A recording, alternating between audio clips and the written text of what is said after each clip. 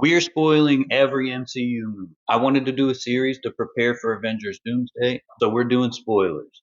This concept is completely inspired by Horror Chronicles spoiler series. If you have not checked her out yet, please go do so. She's going to be tagged down below. We're going in release order, so we're starting with Iron Man. But first, my name's Matt. I talk about all things nerdy, from movies to comics to anime. If you're into that kind of stuff, please give me a follow. Iron Man opens up with Tony Stark riding in a military convoy through Afghanistan.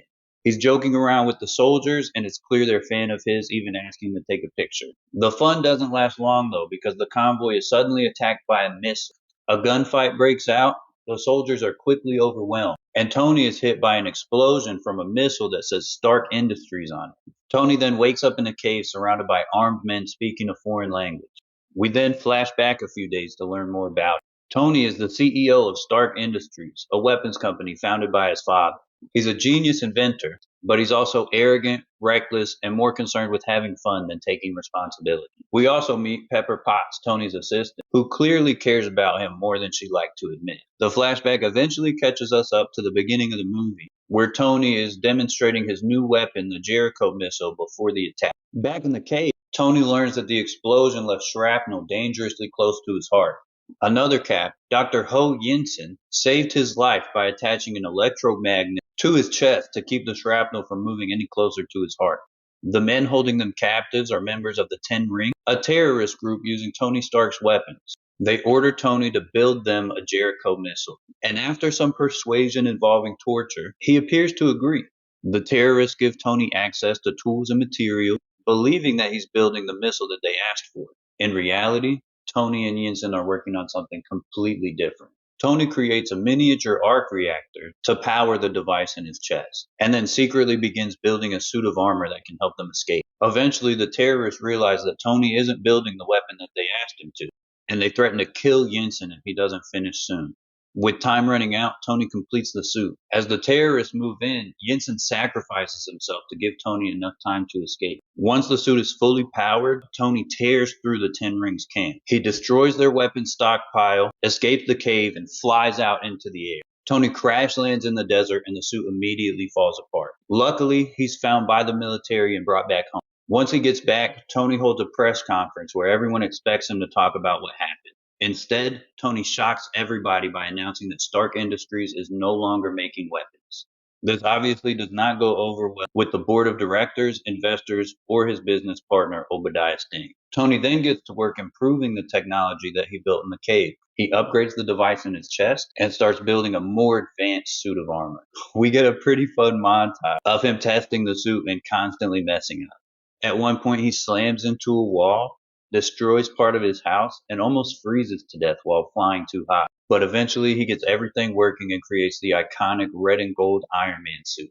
Meanwhile, Obadiah is trying to keep Stark Industries running smoothly, but Tony starts noticing that weapons with his company's name on it are still ending up in the wrong hands. And with his new suit, instead of sitting around, Tony decides to handle it himself. Tony flies to Afghanistan in his Iron Man suit and attacks a terrorist camp that's loaded with Stark weapons. He destroys their stockpile, saves a group of civilians, and pretty much shows everybody what his new suit can do.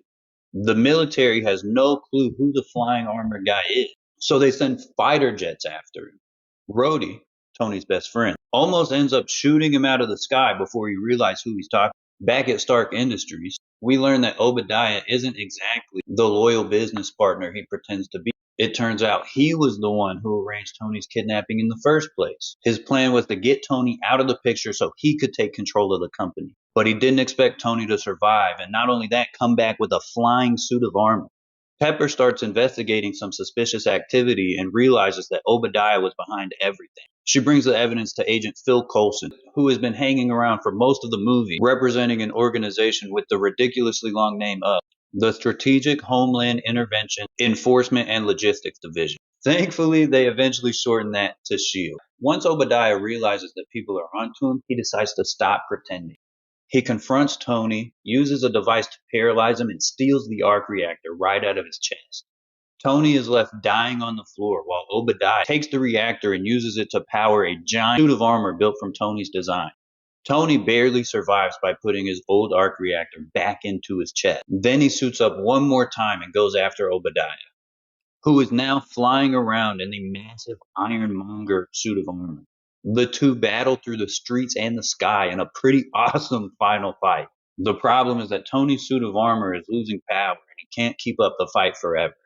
After trying a few different things, Tony comes up with a plan. Pepper overloads the giant arc reactor at Stark Industries headquarters while Tony keeps Obadiah distracted. The reactor explodes, sending a giant surge of energy through the Warmonger suit and unaliving Obadiah.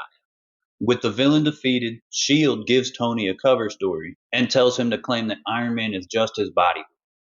At the press conference, Tony starts reading the prepared statement, but it doesn't take long for him to abandon the script.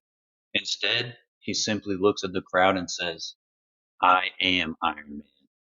And that's how the MCU officially begins. The movie ends with Tony Stark officially embracing his role as Iron Man. But if you stick around for the post-credit scene, Nick Fury shows up at Tony's house and tells him he's become part of a much bigger universe. He mentions something called the Avengers Initiative, which sets up everything that comes next. That's one down, 33 more to go.